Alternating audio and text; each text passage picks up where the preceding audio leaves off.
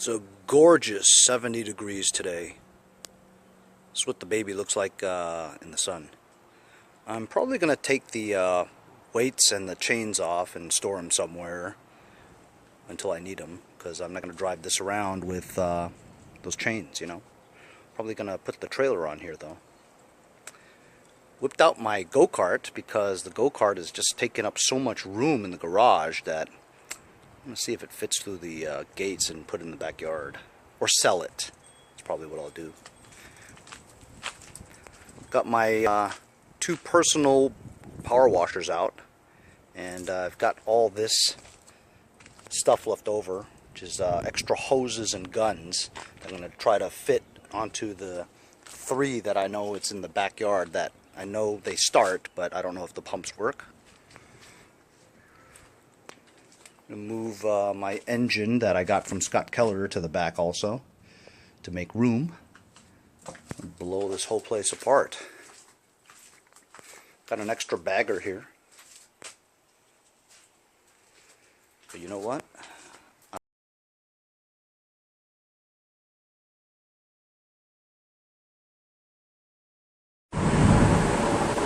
Just when I thought I was just going to have a quiet afternoon, cleaning out my garage, you know, I see this thing on Craigslist. This dude has a late model Craftsman, looks like one of those LT-2000s, you know.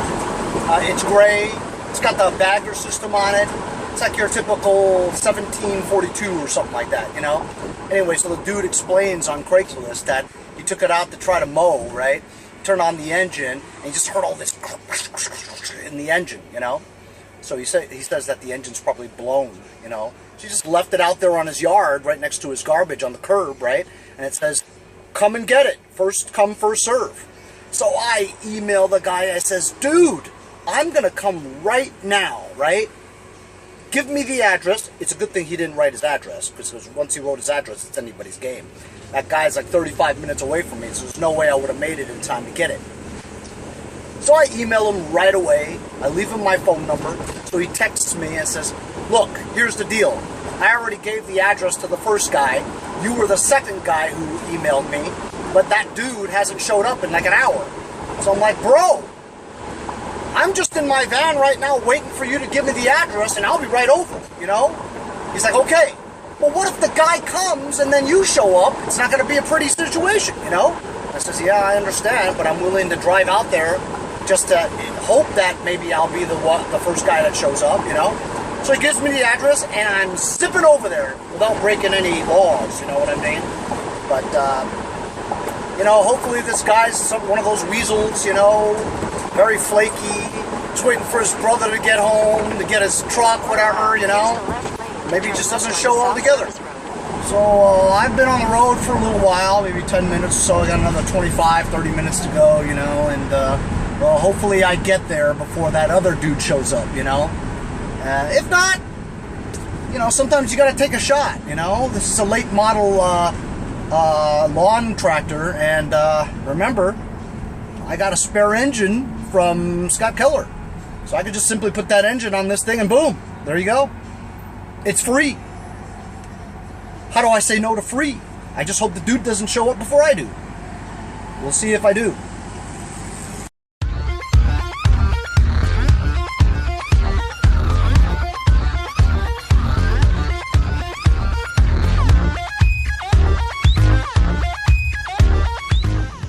Well, I was lucky. I was the first to get here. Loaded that sucker in there, no problem.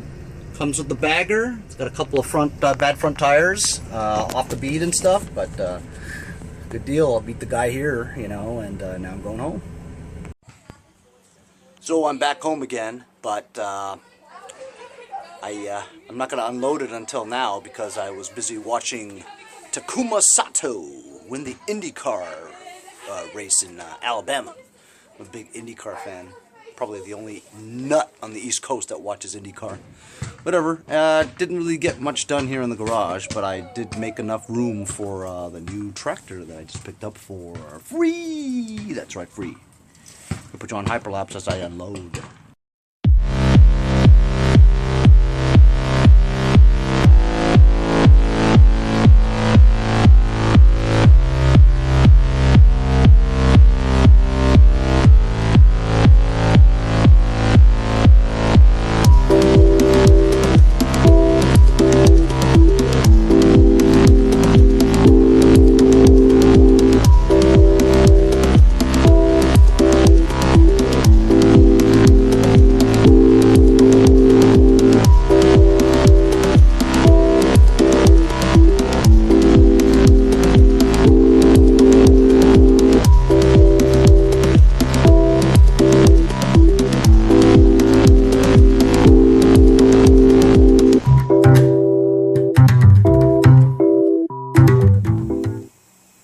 So as you guys saw, got it out alright. It was really difficult with both front wheels off the bead.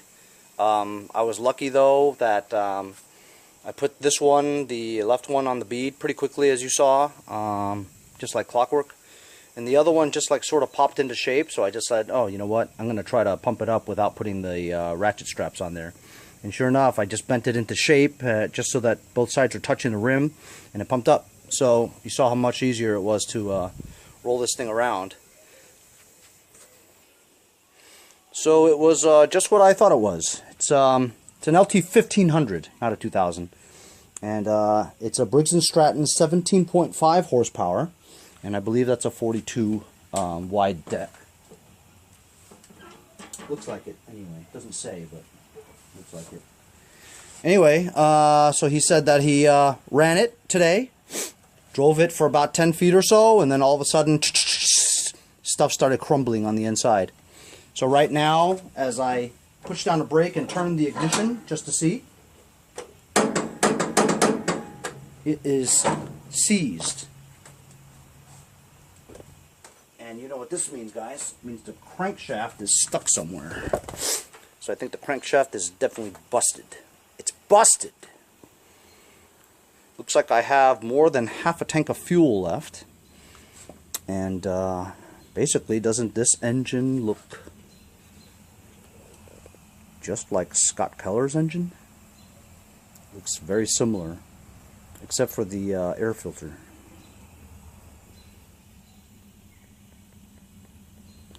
So this is cool. It's a gravity-fed gas tank, which I love. I hate the fuel pump stuff.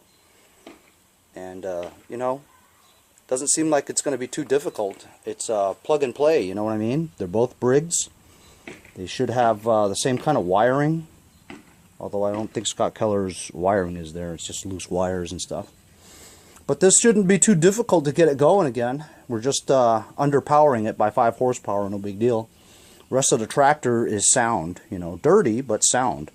Also came with the bagger system, as you guys saw. It's a good seat. Forward and reverse shifters over there. This is a little unusual. I've never had this before. So push down on the brake. This is the parking brake. When you're ready to roll, and this lets go all the way. You can put the brake down halfway, and it stays halfway.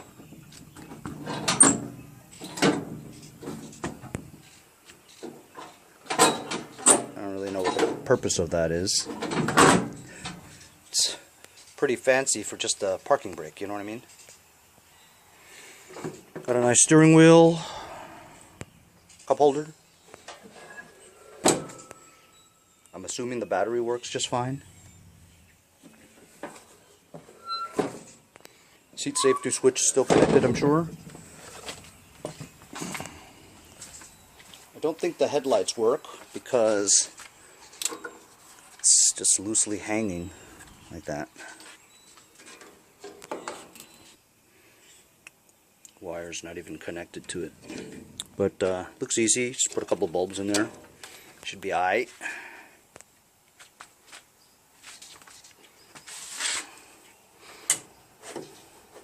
Throttle. Choke. Keyed ignition. PTO manual.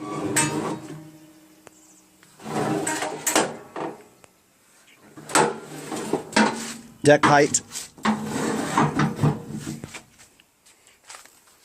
Rear wheels. Good. Other side too. Deck looks good. Not rusted out. Right over here. This part here. This beam that goes across. If that's trashed, it's trashed. This is good though. You can tell he kept it in the garage. It's a starter.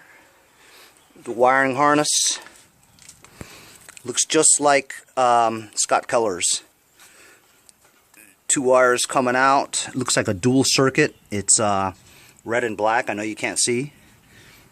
Maybe you should. There you go. I put the light on. You can tell it's a dual circuit stator. Red wire and black wire. Red goes to a diode. That prevents current from returning back up there again to the stator. Black one's for the lights. Red wire coming from the solenoid straight to the starter.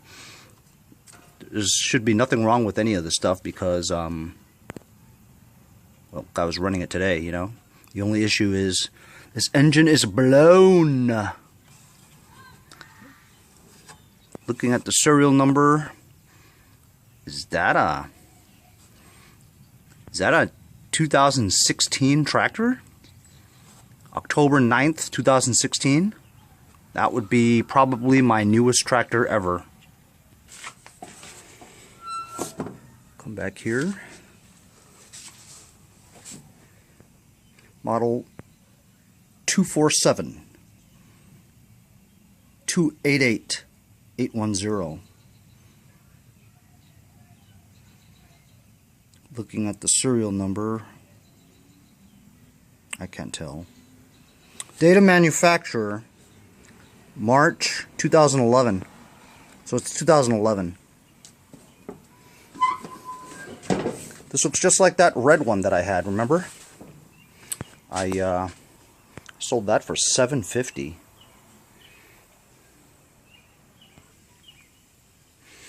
Good score, man. Good score.